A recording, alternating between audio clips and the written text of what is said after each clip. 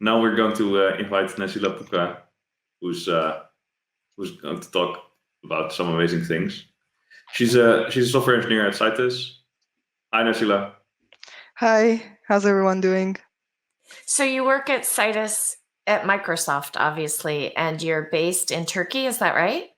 Yeah, that's right, in Ankara.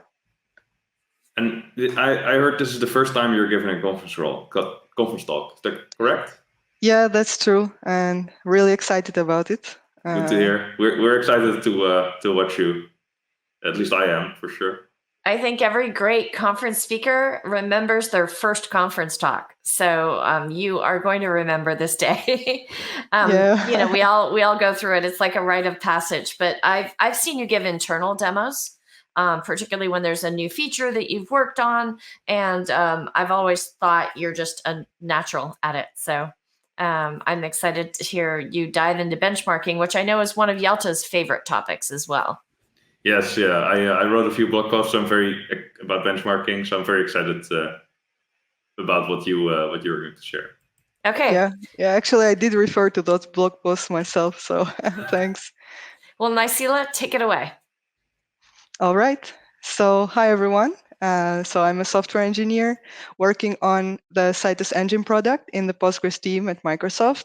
And in this talk, you will learn about measuring database performance of Citus and Postgres through the HammerDB benchmark. For me, at the beginning, it wasn't obvious how to even get started with running benchmarks. So hopefully, you will get a beginner tour of the whole process. So let's dive in. I decided to present this in the form of a What I Learned talk because it truly was an experience of learning after each single run of a benchmark.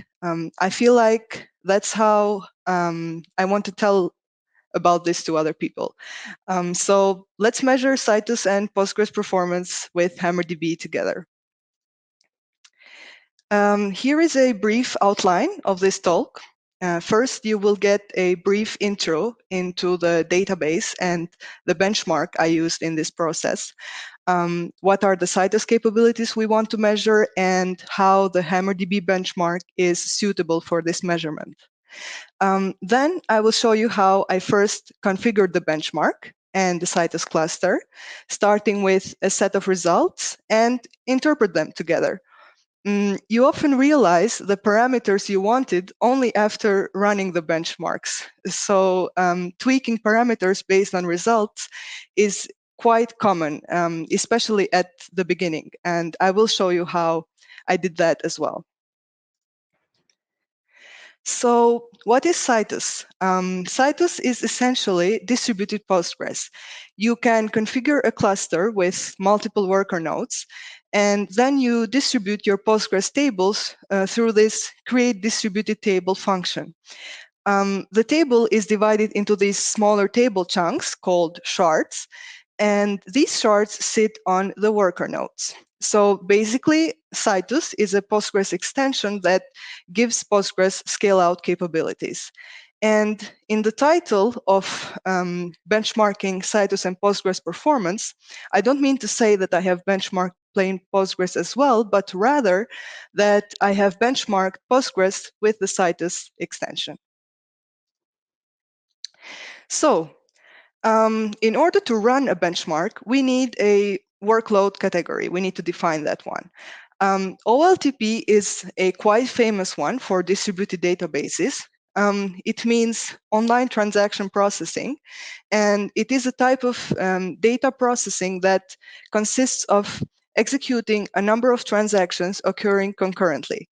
Used in, for example, shopping, online banking, etc.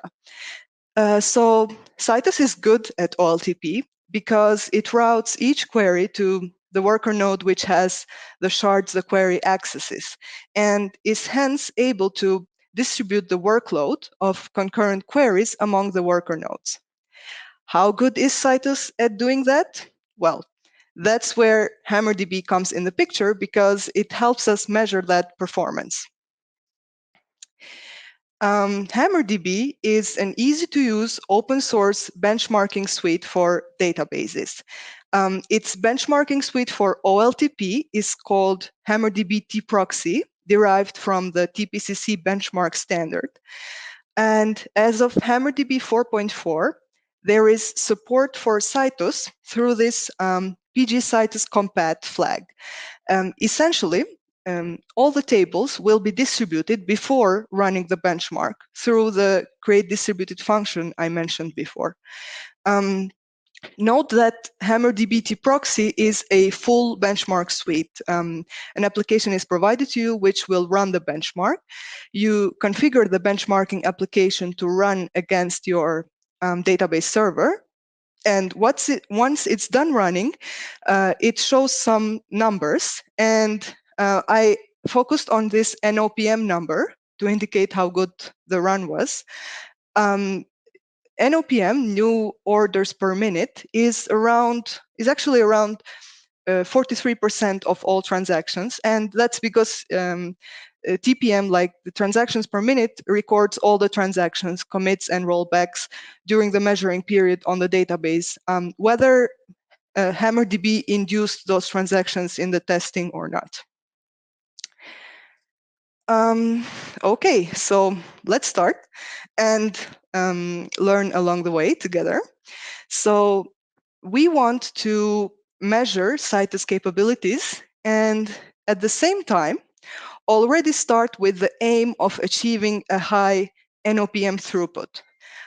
Let me also let you know here that the benchmarks run in Citus's home on Azure, which is called Azure Cosmos DB for PostgreSQL. It's very easy to configure the cluster you want in the Azure portal. And I wanted to start with a powerful cluster. One with 10 workers is really powerful enough to show scale-out capabilities. The coordinator is a machine with 32 vCPUs and half terabyte disk.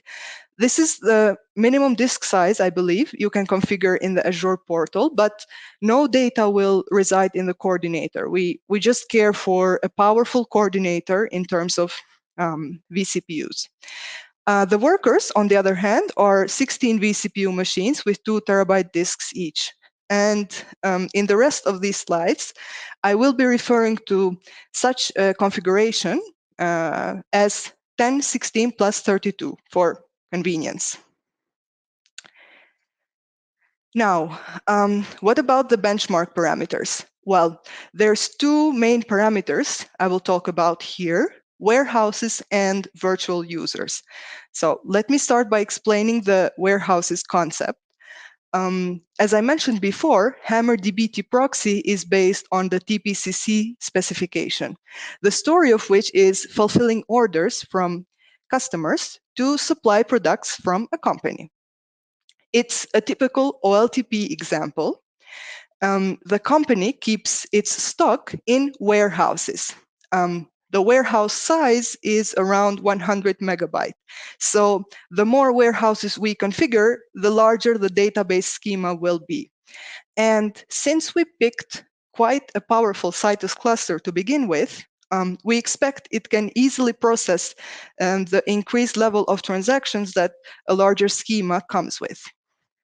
And leading my explanation towards the virtual users concept.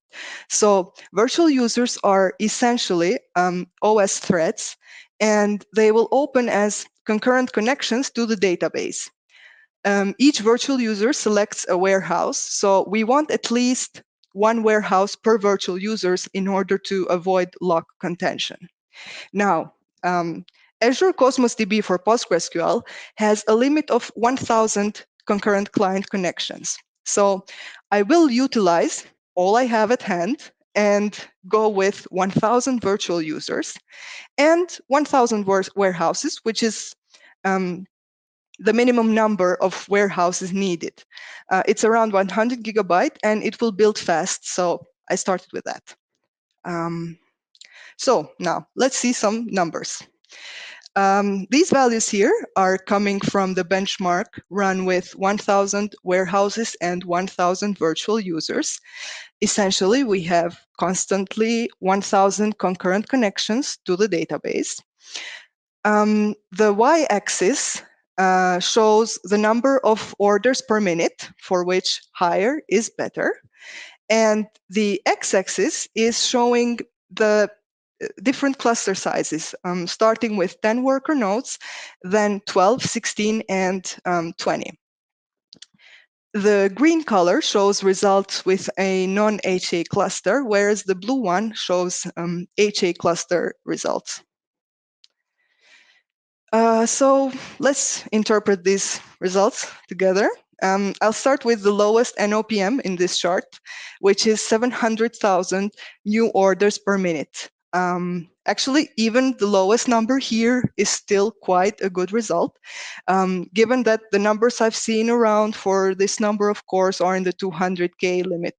And the result I loved seeing was this slightly above 1 million NOPM. And with these benchmark runs, the minimum cluster size to reach it was with 12 workers. So as you can see in the graph, and 12 workers, each 16 vCPUs each, plus the coordinator amounts to 224 vCPUs in total, which it performed great on giving 1 million NOPM result.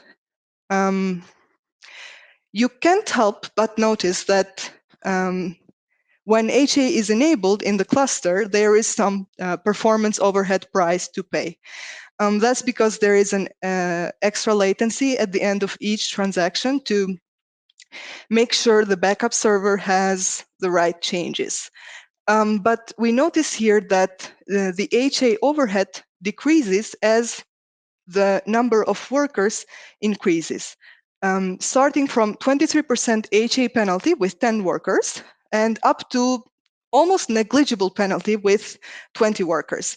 And the reason is that the busyness of the cluster has an effect on HA impact. And when the nodes are so busy, then there are replication struggles. Hence, the HA overhead gets bigger. But with more worker nodes, like in the 16 and 20 worker nodes case, cluster busyness decreases. So they handle the HA overload much better. And it doesn't actually give an overhead in the performance in terms of NOPM. And another interesting insight on this graph is that if you look at the green columns, NOPM is improving from 10 to 12 workers, but it's the same from 12 to 20 workers. The reason is that with 12 worker nodes, the cluster is actually doing the best it can to take out of 1,000 concurrent connections. This number, of course, is enough to properly handle the load. And we understand here that in order to properly utilize more cores that more workers come with, we are going to have to fire up more than 1,000 connections, meaning that we want more virtual users. And so let's talk about the first major change we're going to make here, increasing the number of concurrent connections. As I said, we want to keep the powerful 16 and 20 worker clusters busy as well. And we want to utilize the resources in order to maximize the NOPM throughput and properly measure the database capabilities. I mentioned that we do have a default limit of 1,000 concurrent client connections for Azure Cosmos DB for PostgreSQL. And to change this limit, we simply reach out to Azure support for an increase. I went for double the connections. Since we now have 2,000 client connections available, let's see some results with 2,000 virtual users and again 2,000 warehouses, which is the minimum needed for this amount of users. All right, so I went for a line chart this time, simply because I was amazed by the increase in NOPM result, and I feel like a line shows that best. So these values here are coming from the benchmark run with 2,000 warehouses and 2,000 virtual users. Let's recap here that essentially we have constantly 2,000 concurrent connections to the database. So the y-axis here is again the number of orders per minute, which is the higher the better. And the x-axis is showing the cluster size again, starting from 10 workers, then 12, 16, and 20. There's a single line here because I am showing results for non-HA clusters. We see a clear rising trend in NOPM, and we reach a whopping 1.75 million number of orders per minute with 20 workers, amounting for up to 352 vCPUs in total. And this graph shows clearly that Citus delivers on the promise of scaling out because we have added more nodes to the cluster and the performance has gone up. Something important to note here are the relatively lower numbers on 10 and 12 worker nodes. That's because from the previous benchmark, clusters with 10 and 12 worker nodes had already done their best with 1,000 virtual users. And clearly, they now have some headache with 2,000. And it seems that they don't perform that well with this higher benchmark load.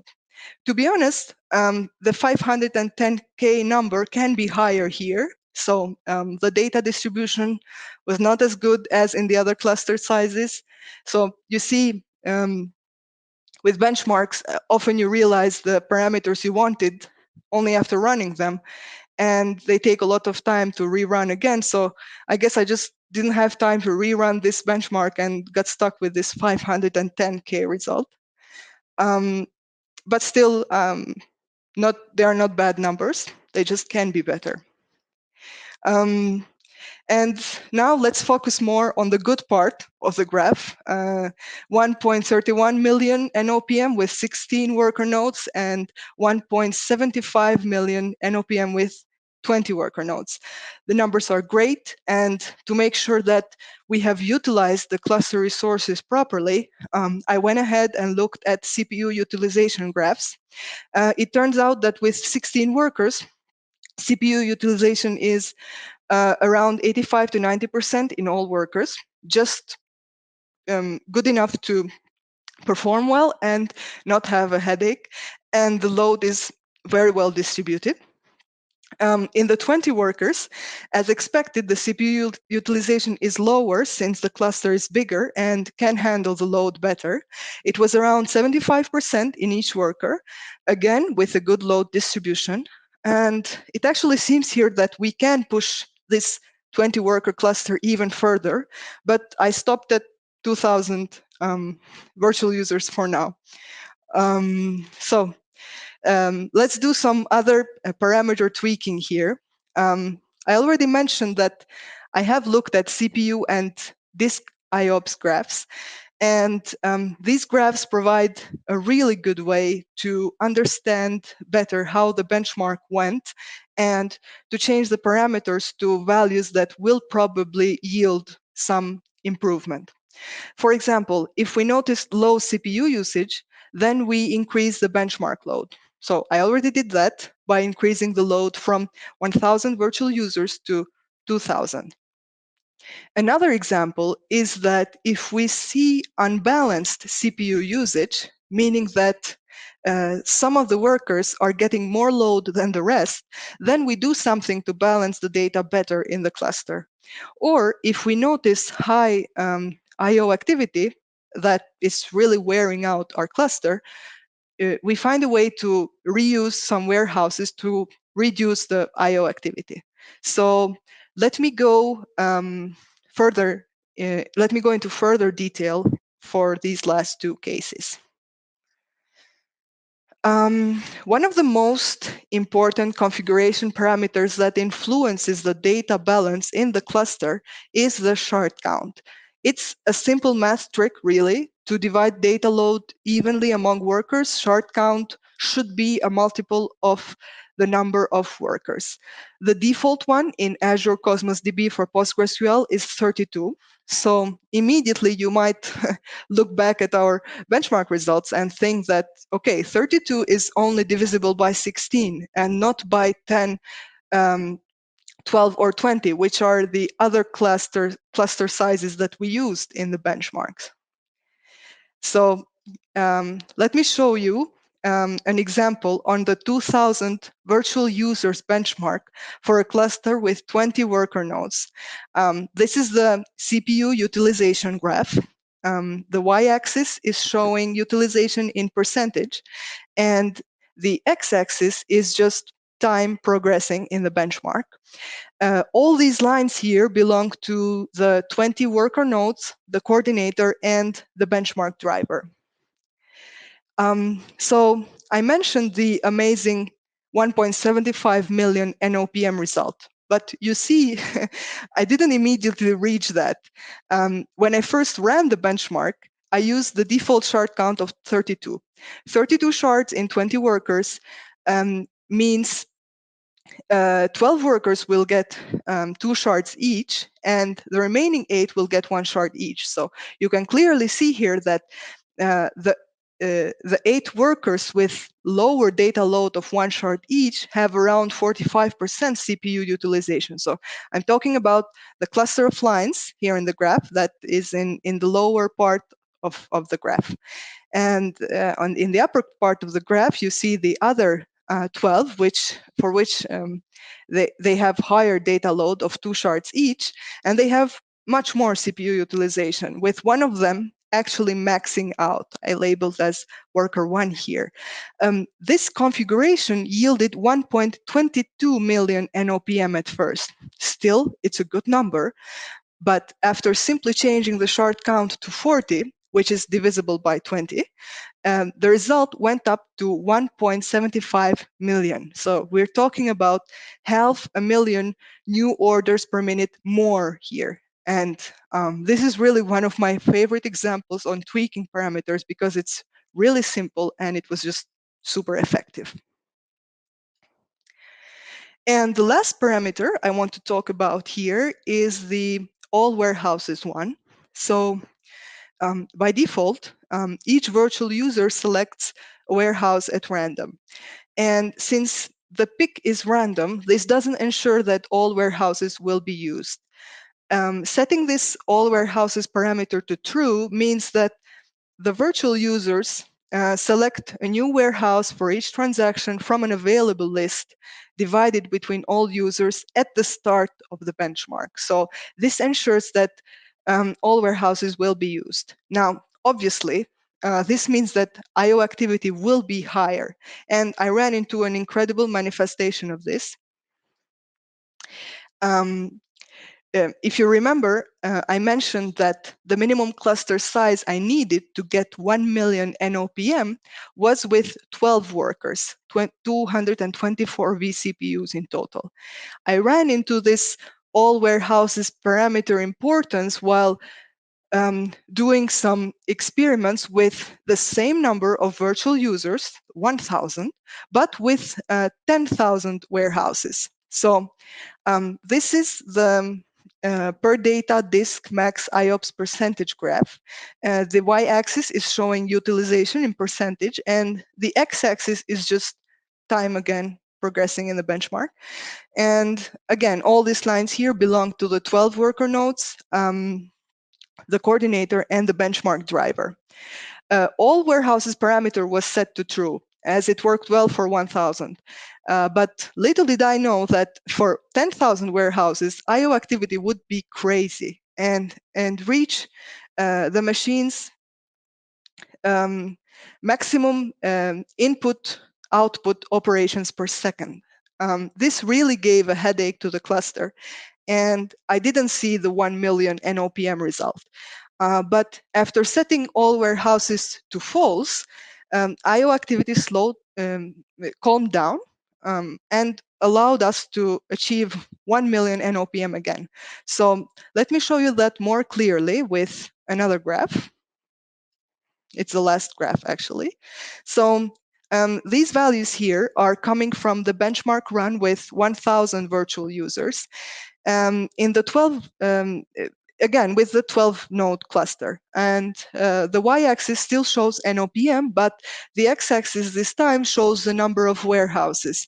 1,000 is around 100 gigabyte of data, whereas 10,000 is around 1 terabyte, and 20,000 is 2 terabytes, clearly not fitting in memory. So the green columns show the results when all warehouses are used, whereas the blue ones show the results with all warehouses set to false. And as it's noticeable from the graph, NOPM result has decreased as we increase the number of warehouses in the case when we use all of them. Obviously, the I/O activity is so high that we just max out on disk I/O apps. Setting all warehouses to false, however, doesn't affect our 1 million NOPM result at all as we increase the number of warehouses. And note that this case is also the closer one to the real world scenarios, because in the real world workload, it's very rare that you are continuously reading your entire data set, but rather you're just reading a part of it. So what I mean is that setting this parameter to false is giving us reliable and normal results. So I hope I was able to communicate my learnings from the benchmark results, and I'd like to share with you some more overall reflections on this experience as well.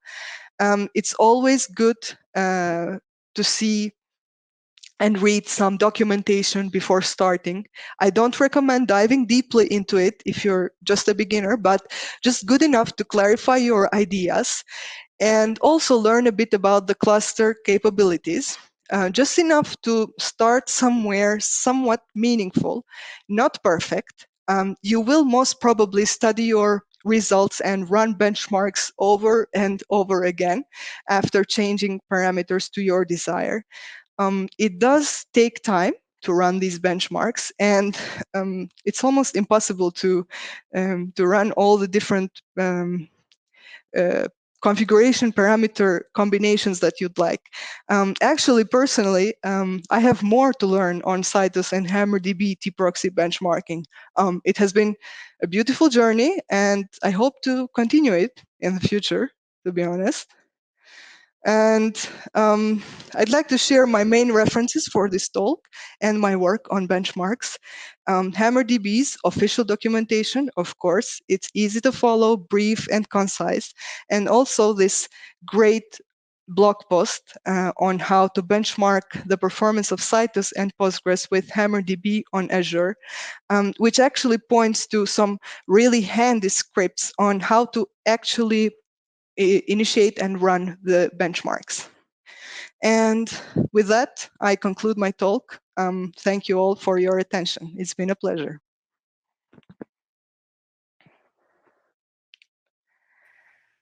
Thank you, Naisila. Yes, That thank was you. awesome. You did it. Yes. Yay! There's more questions than we have time to ask you because we are running a bit behind, but I know Yelta absolutely wants to ask one or two of them. And then there's more waiting for you in the Discord, okay? All right. But yeah, that was awesome. So one question I had is, I mean, the numbers you showed, they're great. They're really high.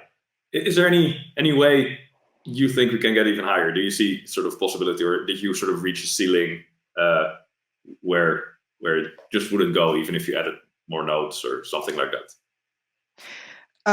Yeah, so that's a great question, and you actually touched me on my soft spot because I just had to stop somewhere during my work with benchmarks, but I still, as I also mentioned in the talk, with the 20 workers benchmark, the CPU utilization can get higher, but I used 2,000 connections and didn't try above that.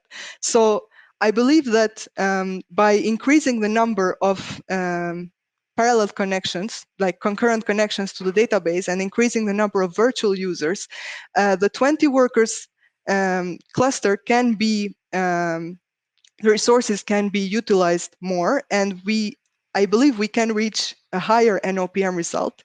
And if not that, if the cluster would wear out, just by adding more nodes or increasing, configuring the nodes, the worker nodes differently with more vCPUs, I'm really confident that we can reach like 2 million plus NOPM numbers. But I didn't have a chance to try that out yet, but I hope to in the future. Very, very cool. And you mentioned people can run these benchmarks themselves. How do they do that? Yeah, so there's like an open source tool, Citus Benchmark, that has a good documentation on how to run the benchmark yourself, and it actually has some great scripts that will just create the cluster for you and run the benchmark and delete the cluster after running the benchmark, and just give you the result back, and it's just really handy and easy to use. All right. Okay, Cool. Yelta, that was totally a leading question. Yeah, but it's important to, and maybe you can share that link in the Discord, Naisila. Yeah, please do. And there's also some other questions in the Sure. Discord, so be sure to answer those. Awesome. Well, thank you very much, Naisila. Okay, so I'll be going to Discord. Thanks. Awesome. It was a pleasure. See you there. Ciao. Bye.